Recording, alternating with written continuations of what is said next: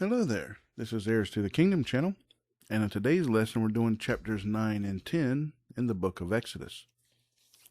If you're new to this, it's a Bible study channel going through the King James Bible, not skipping anything as Scripture's command. So if you would like, subscribe, and share this content, and we will go ahead and get started.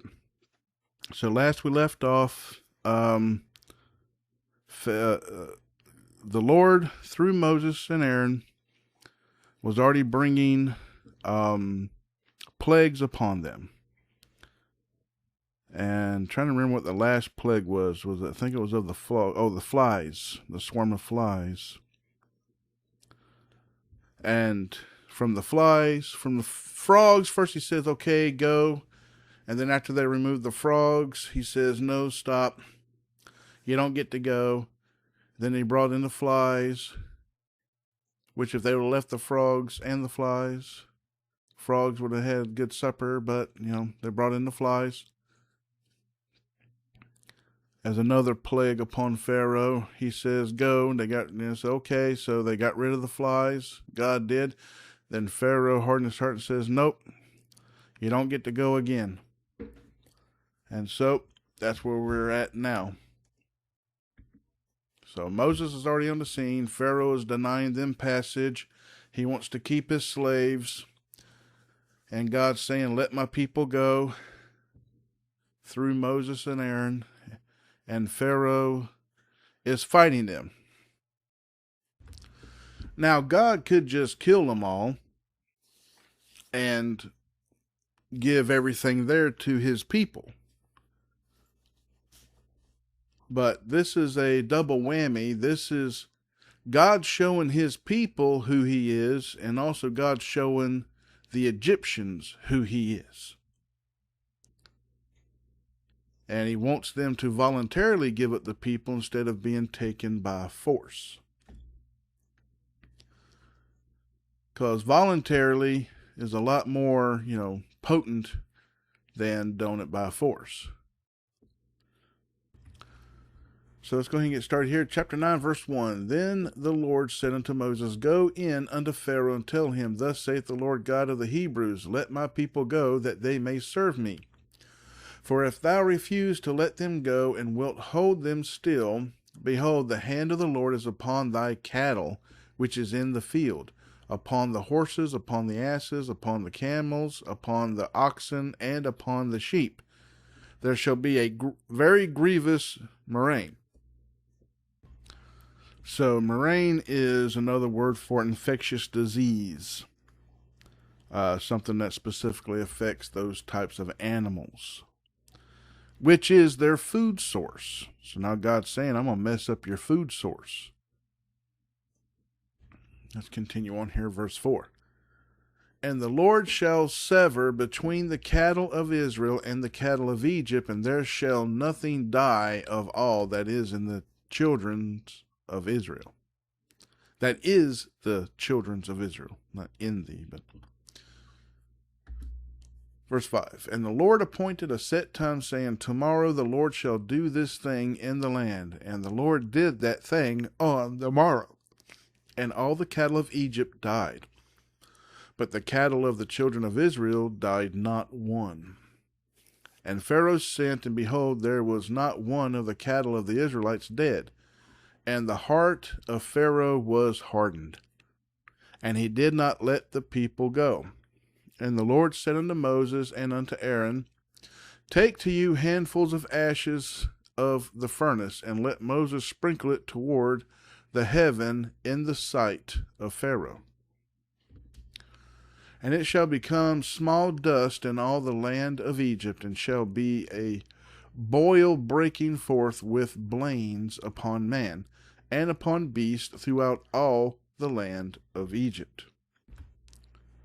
So, boils, of course, is a lot of people still get something like those today. That's kind of like an infected pimple. Starts off red, gets very sore, tender to touch. Blains are what happens afterward, turning into an infectious pustule thing. So So first it'll be a boil turning into blains. upon man and upon beasts. Verse 10. And they took ashes of the furnace and stood before Pharaoh, and Moses sprinkled it up toward heaven, and it became a boil breaking forth with blains upon man and upon beast. And the magicians could not stand before Moses because of the boils, for the boil was upon the magicians and upon all the magicians and all the Egyptians. Yeah, say those words fast together, side by side. Magicians, Egyptians. Verse 12.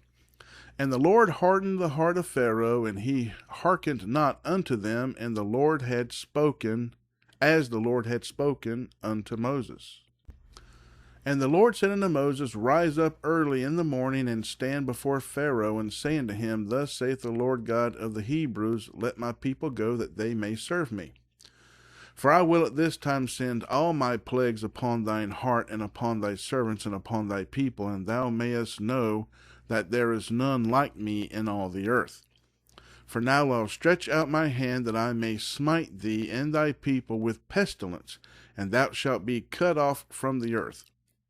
And in very deed for this cause have I raised thee up, for to show in thee my power, and that my name may be declared throughout all the earth. As yet exaltest thou thyself against my people, thou shalt that thou wilt not let them go. So here, God allowed. He's telling the Egyptians, telling Pharaoh, that he allowed their nation to rise up, because he knew what they would do. So he allowed them to rise up, just so he can bring them down, to show them that he is in charge. That everything that happens is because the Lord lets it happen. So the one thing they missed, why did the Egyptians get built up so much at this time? They were massive. They were a world power. Well, it's because they had the Hebrews. They had the Israelites. God blessed the Israelites and those around them. But then the Egyptians became a curse to the Israelites. And so now it's a different thing. It says, wait a minute, you're hurting my people now. So now I got to knock you down a few pegs. A lot of them. Let's continue on here. Verse 18. Behold, tomorrow about this time I will cause it to rain a very grievous hail, such as hath not been in Egypt since the foundation thereof, even until now. Send therefore now, and gather thy cattle and all that thou hast in the field, for upon every man and beast which shall be found in the field, and shall not be brought home, the hail shall come down upon them, and they shall die. He that feared the word of the Lord among the servants of Pharaoh made his servants and his cattle flee into the houses. And he that regarded not the word of the Lord left his servants and his cattle in the field. And the Lord said unto Moses, Stretch forth thine hand toward heaven, that there may be hail in all the land of Egypt, upon man and upon beast, and upon every herb of the field throughout the land of Egypt. And Moses stretched forth his rod toward heaven, and the Lord sent thunder and hail, and the fire ran along upon the ground. And the Lord rained hail upon the land of Egypt. So there was hail and fire mingled with the hail, very grievous, such as there was none like it in all the land of Egypt since it became a nation. And the hail smote throughout all the land of Egypt all that was in the field, both man and beast. And the hail smote every herb of the field, and brake every tree of the field. So that means it was massive amounts, very heavy, large, and a lot of it. And of course, if you're mixing fire with that, you're talking about, small meteorite particles, this, that, and the other. I mean, God controls everything up there. If he wants things to come from space onto earth, he'll do it. That's what it says, he brings fire and brimstone down onto, Sodom and Gomorrah. That's where he gets it from. He's in control of all that stuff up there. But anyways, continue on here, 26. Only in the land of Goshen, where the children of Israel were, was there no hail. And Pharaoh sent and called for Moses and Aaron and said unto them, I have sinned this time. The Lord is righteous, and I and my people are wicked. So pretty much word salad, kind of like sounds like a politician. They say what you want to hear to get accomplished what they want. And then after they get what they want, they don't remember anything that they promised. That's who Pharaoh is. 28. Entreat the Lord, for it is enough, that there be no more mighty thunderings and hail, and I will let you go, and ye shall stay no longer. Okay, thundering. So now the fire coming down, it makes more sense that it would be lightning coming down. They would probably consider that fire at the time. They didn't know what electricity was yet, so let me hit the reverse button there and go back on that. So thunderings normally is always with hail. With lightning. They would call it fire because whatever it struck would catch fire. So everything was left out there being hit by lightning and hail. Verse 29. And Moses said unto him, As soon as I am gone out of the city, I will spread abroad my hands unto the Lord, and the thunder shall cease.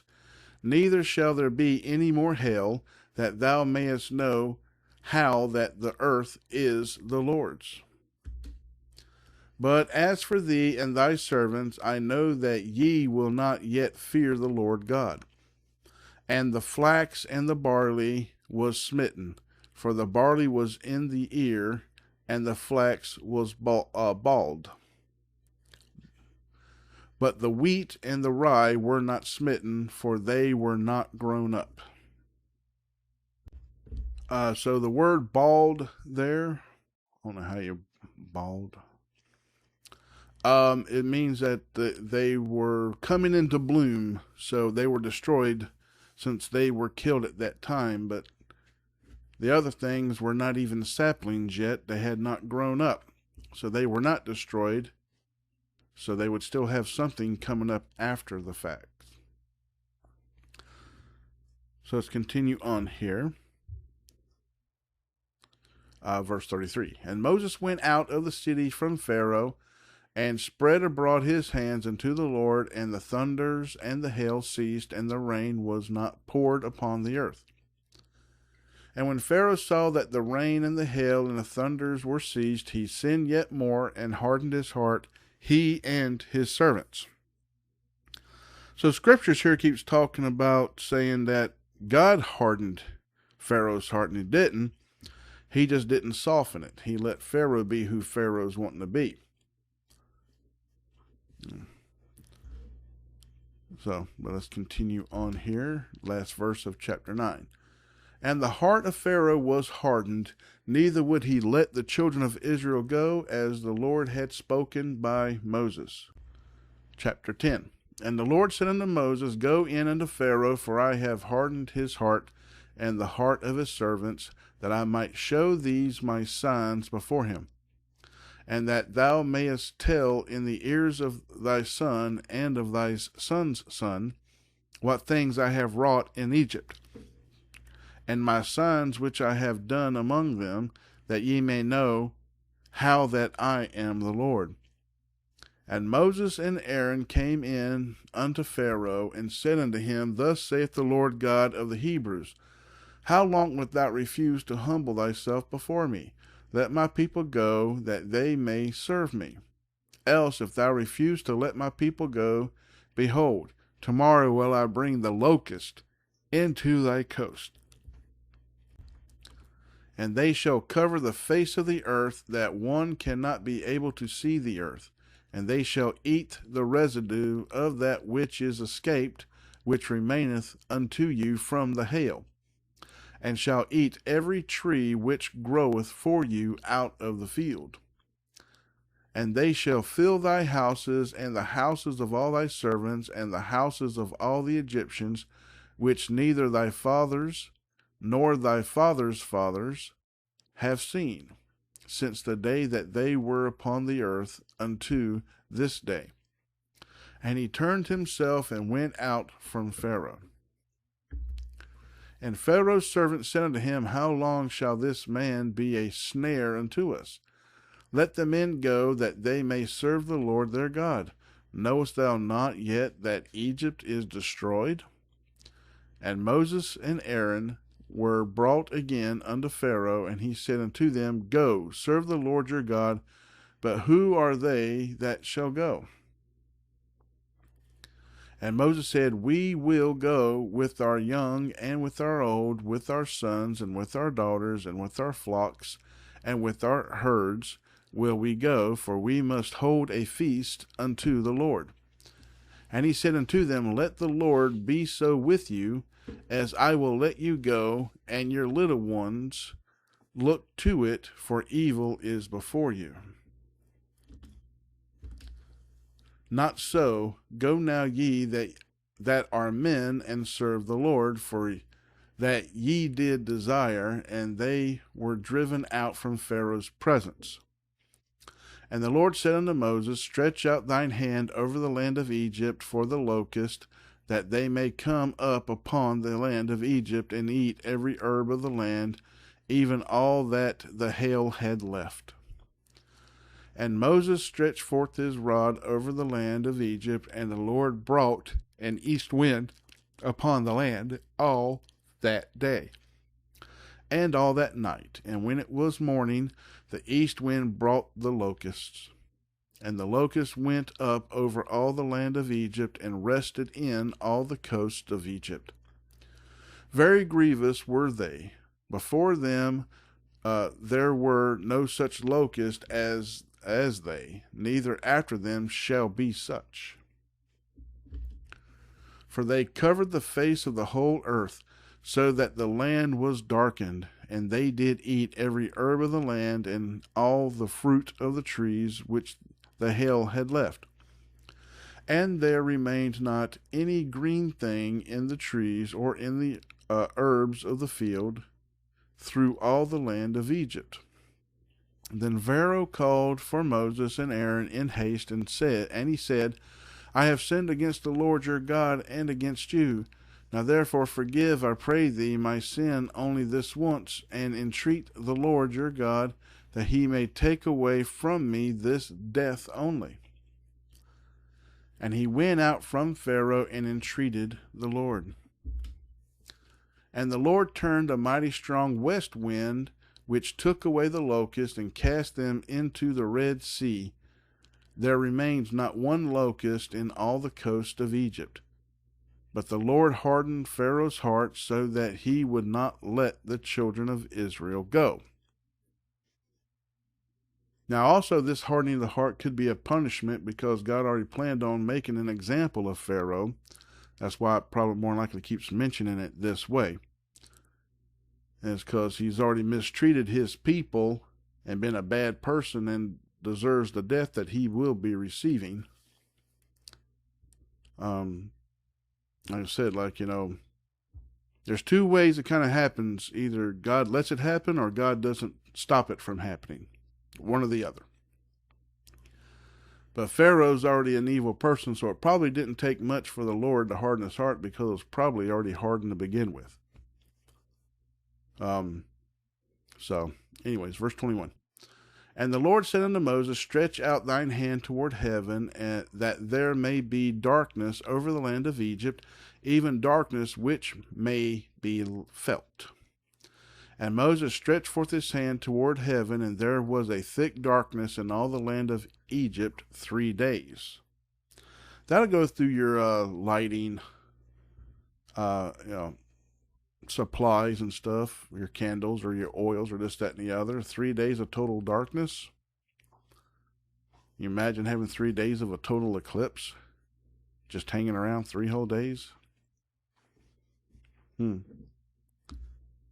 Let's continue on here. 23. They saw not one another, neither rose any from his place for 3 days. But all the children of Israel had light in their dwellings. And Pharaoh called unto Moses and said, Go ye, serve the Lord, only let your flocks and your herds be stayed. Let your little ones also go with you. And Moses said, Thou must give us also sacrifices and burnt offerings, that we may sacrifice unto the Lord our God. Our cattle also shall go with us. There shall not an hoof be left behind, for thereof must we take to serve the Lord our God. And we know not with what we must serve the Lord until we come thither. But the Lord hardened Pharaoh's heart, and he would not let them go. And Pharaoh said unto him, Get thee from me, take heed to thyself, see my face no more, for in that day thou seest my face, thou shalt die. And Moses said, Thou hast spoken well, I will see thy face again no more. So Pharaoh's now tired of seeing Moses and everything else. He don't want to hear anything else. He's like, be gone. If I can't hear you, then it's not going to happen, blah, blah, blah, whatever else. But that's not the way things work. That's also the end of this lesson. So is there things going on in your life that you need to pray about? Things that need to change but are not changing? Is there people in your life that should be nicer to you but are not? Well, God can help with that. You got to pray. You got to pray for the lost, the found, yourselves, others, all people, all nations, all situations, everywhere in the world. There's always something to pray about. And we're commanded to pray everywhere. And don't forget to give God all the praise, glory, and worship, and thanks and everything, the good, the bad, the ugly, and the indifferent. But I'm going to go ahead and end this lesson here. Hope you enjoyed this lesson today. So, of course, next lesson will be chapters 11 and 12.